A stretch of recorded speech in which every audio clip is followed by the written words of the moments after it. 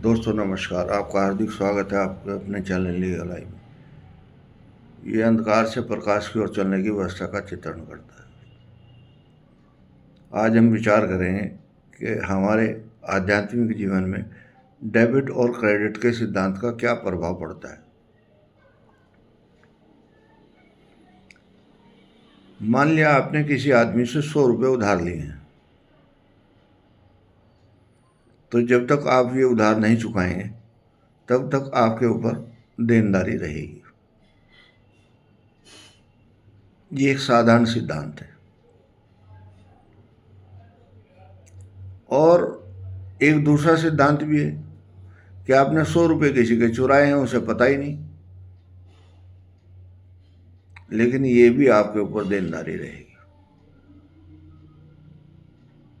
उसका रीजन ये है कि ईश्वर ने जब ये प्रकृति बनाई तो इसको बैलेंस करने के लिए हर चीज़ों का मूल्यांकन किया, और उस मूल्यांकन को फिर हमारे ऋषि मुनियों ने अपने तपोबल से, अपने मस्तिष्क और शरीर के धरातल पर उसका मूल्यांकन किया। जब वो इसका मूल्यांकन कर रहे थे तो उनको पता लगा कि अगर किसी चीज़ को आपने अनिर्दिष्ट रूप से प्राप्त किया है तो वो पाप है। पाप कोई ऐसा विषय नहीं है कि जिसको लीटर, किलोमीटर या केजी के हिसाब से तोल कर आपको बता जाए।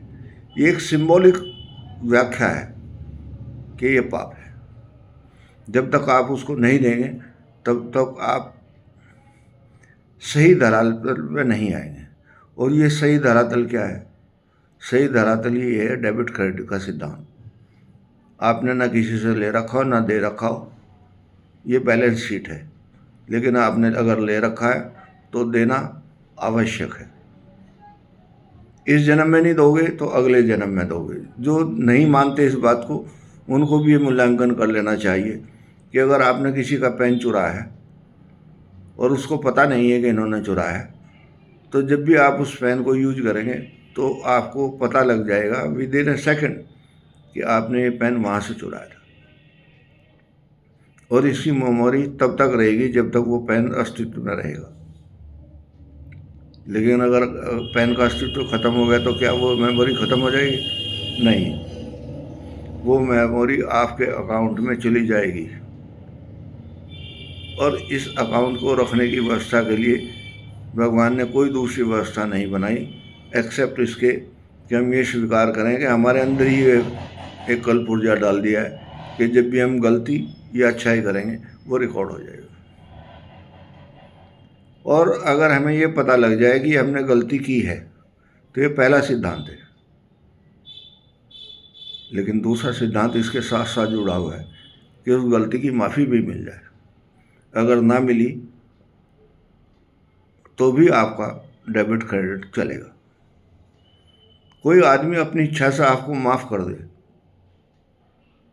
कि मैंने आपको 100 रुपये दिए थे, मैंने आपको माफ़ कर दिया, तो भी वो ख़त्म हो जाएगा।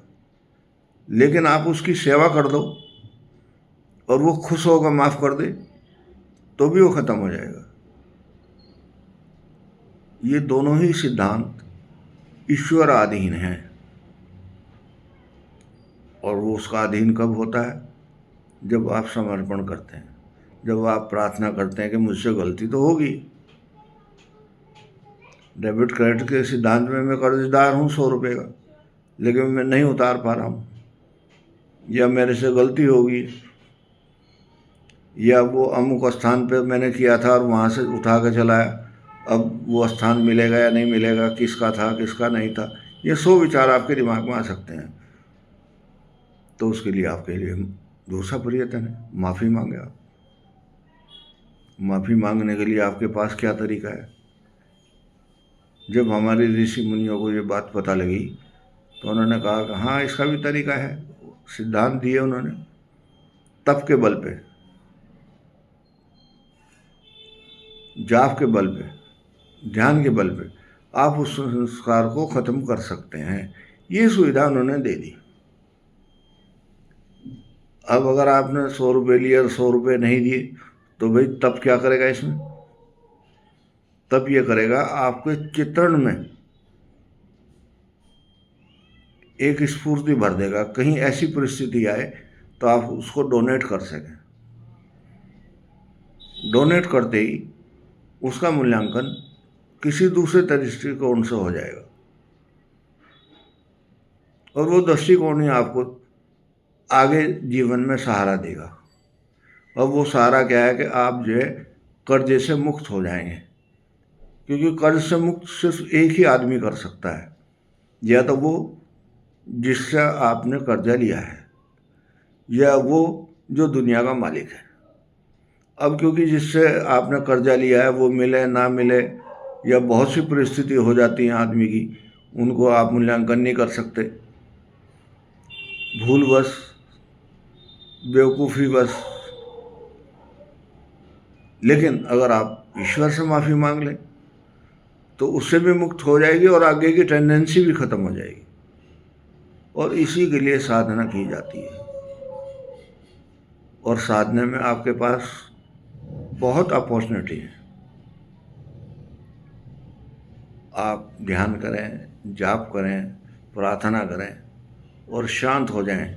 जैसे जैसे आपके मन में ग्लोरी आएगी, ऐसे ऐसे आपकी मुक्ति हो जाएगी, और डेबिट क्रेडिट का सिद्धांत यहीं आकर समाप्त हो जाएगा कि आपने जो लिया था उसका चुकाने की कैपेसिटी ईश्वर ने आपको दे दी, और आपने उसको चुका दिया और आप निर्मुख हो गए। नमस्कार।